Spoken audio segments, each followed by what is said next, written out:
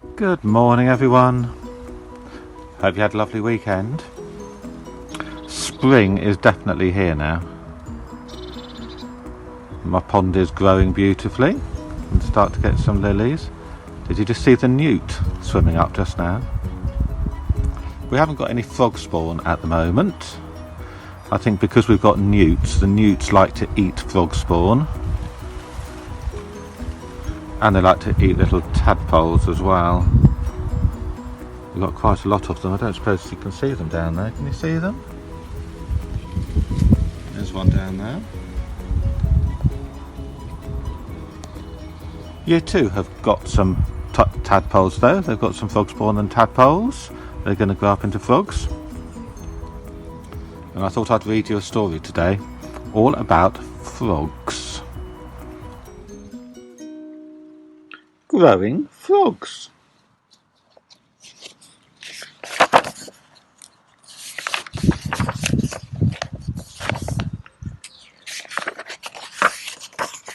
It's a great book because it's got a story in it, but it's also got sort of top tips as well. Once, when I was little, my mum read me a story about how a frog drank and drank and drank and got bigger and bigger and bigger. Afterwards, Mum asked me if I'd like to watch some real frogs growing. I know where there's a pond with lots of frogs' eggs in it, she said. We could bring some home. I was frightened. I don't want any frogs jumping about getting bigger and bigger and bigger, I said. But Mum gave me a hug. It's only a story, she said. Even when our frogs are grown up, they'll still be smaller than my hand. Oh, I said, okay.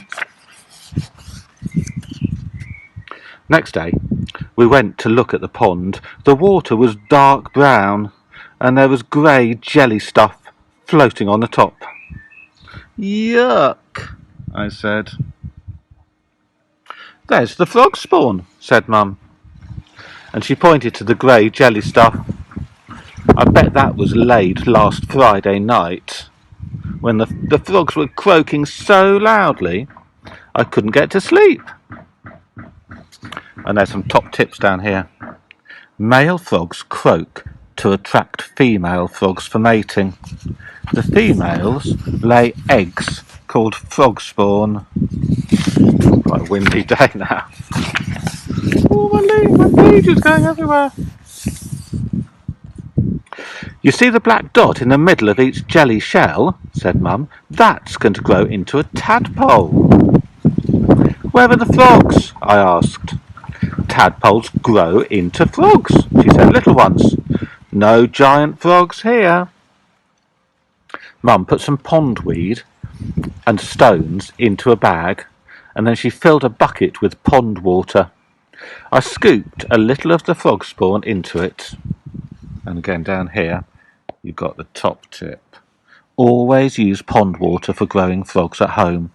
Tap water's got chemicals like fluoride in it, which might poison them. When we got home, we put everything into a big fish tank in the kitchen. The cat kept peering into it, so we had to put wire net over the top. I counted 27 little black dots. Each dot was inside its own jelly shell. The tank needs to be somewhere that's cool and away from the direct sunlight.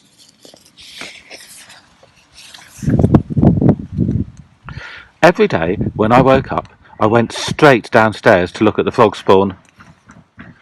The little dots got bigger and grew into big dots. And then little tiny commas. And one morning I saw the first tadpole wriggling out of its shell. In the tank, the eggs hatch into tadpoles at about 10 days after they are laid.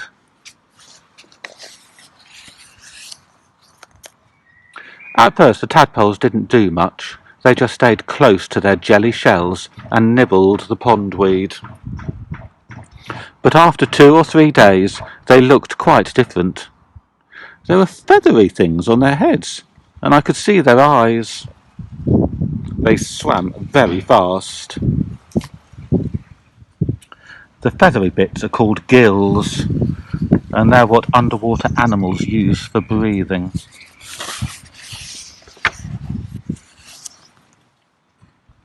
Ten of the eggs didn't hatch. The black dots went dull and cloudy, and Mum took them away. Then we cleaned out the tank and put fresh weed and pond water in. One of the tadpoles swam into my hand when I was putting a stone back. It was slippery and slithery and made me jump. After the tadpoles hatch, the pond water needs to be changed at least twice a week. After a bit I got used to having tadpoles, and I didn't look at them so often. When Mum told me their feathery bits had gone, I didn't believe her, but it was true. Tadpoles only have gills outside their bodies at first. Then they grow gills inside their bodies, and the outside ones disappear. It was me that saw the next change, though. "Look!" I shouted, and Mum rushed to see. Some of the tadpoles had grown 2 little bumps. Mum said the bumps would grow into back legs. They grew very quickly. One day there were 2 little bumps. The next day the bumps were stumps. The day after that they were almost proper legs. And when the feet unfolded, they were webbed like tiny brown-green fans. "They aren't tadpoles anymore," I said. "They're not quite frogs." The not quite frogs grew front legs next. Then their tails got shorter and their mouths got wider. "Now they're frogs," said Mum. "Baby ones." Soon the baby frogs were popping up and gulping the surface of the water. One of them tried to climb onto the stones, but it slid off. Mum said they were getting ready to leave the water. "Grown-up frogs breathe air," she said. "That's what the stones are for. So our frogs can climb out of the water and breathe." As tadpoles slowly turn into frogs, they grow lungs for breathing air, and their gills disappear.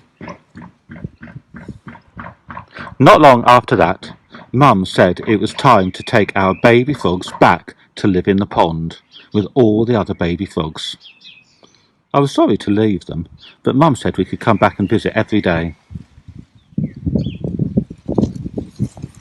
Baby frogs need space to grow and room to hop around. Grown-up frogs live most of their lives on land, only returning to their ponds to breed. One day, one rainy morning, a week later, Mum woke me up very, very early.